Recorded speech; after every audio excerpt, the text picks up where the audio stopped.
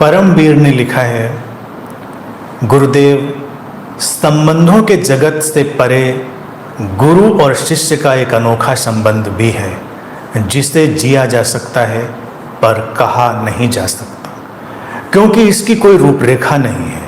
आपके साथ मेरा ये संबंध घटा, मैं सौभाग्यशाली हूँ। आप बड़ी सहजता से रहस्यों को उद्घाटित कर रहे हैं। आपसे जुड़कर अन्य संबंध भी निखर रहे हैं। जीवन में उत्साह भी है, पर जीवन की चुनौतियाँ किसी रहस्य से कम नहीं हैं, वो घेरे ही रहते हैं। कुछ कहें प्रभु। परमवीर जी, चुनौतियों का स्वागत करना है। चुनौतियाँ व्यर्थ नहीं होती हैं। जिसके जीवन में चुनौतियाँ आती हैं उसकी जीवंतता को बढ़ाने का काम करती हैं। संबंधों के तमाम धरातल हैं। तुमने लिखा ही कि संबंध निखर रहे हैं, तो निखर रहे हैं तो ये खूबसूरत है ना।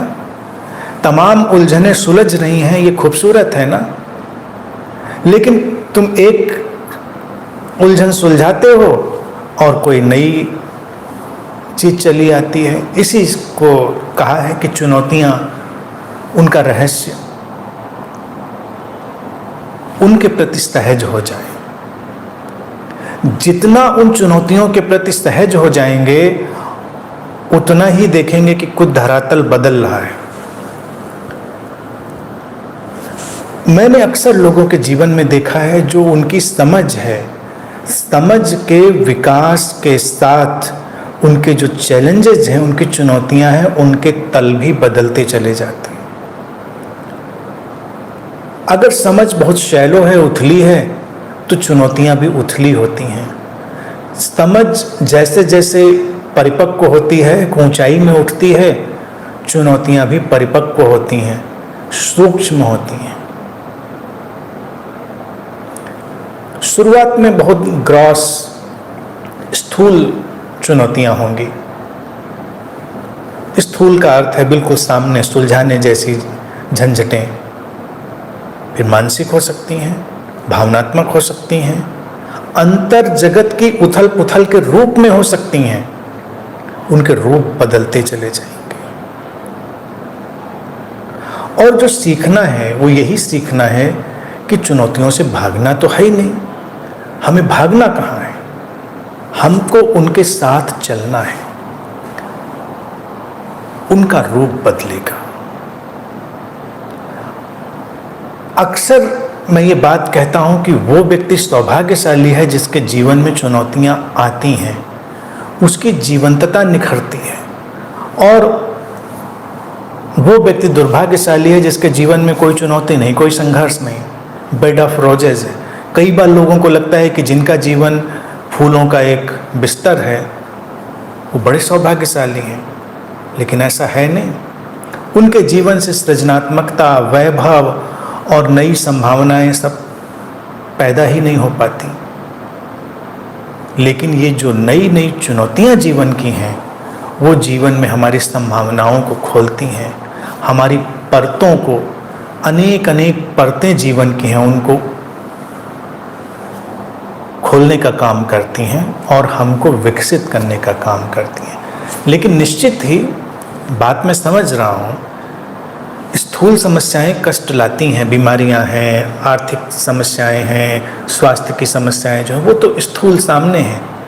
लेकिन जैसे जैसे हम उनके प्रति सहज होंगे, समझेंगे, वो जाएंगे।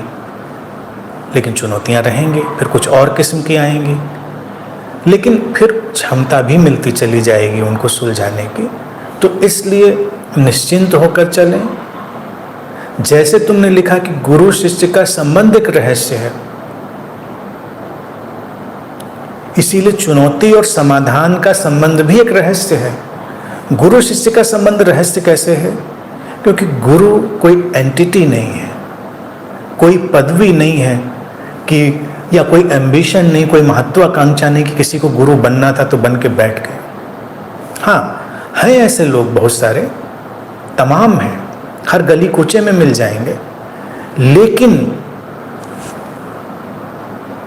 एक गुरु उस फिनोमिना की तरह घटता है जो किसी यात्रा का रिस्पॉन्स होता है, प्रतिसंवेदन होता है। कहीं अगर कोई एक शिष्य पैदा होता है और उसके अंदर एक विशेष किस्म की सीकिंग पैदा होती है, तो उस सीकिंग का जो प्रतिफलन है, रिफ्लेक्शन है, अस्तित्व किसी शरीर मन में पैदा करता है। ये कॉम्बिनेशन आना ही होता है। तो इसीलिए अलग अलग तल की सीकिंग, अलग अलग तल के सीकर, अलग अलग तल के गुरु। चलेगा, होगा, ऐसा ही रहेगा। इसीलिए कभी ये नहीं समझना है कि सारे गुरु एक जैसे हैं, नहीं।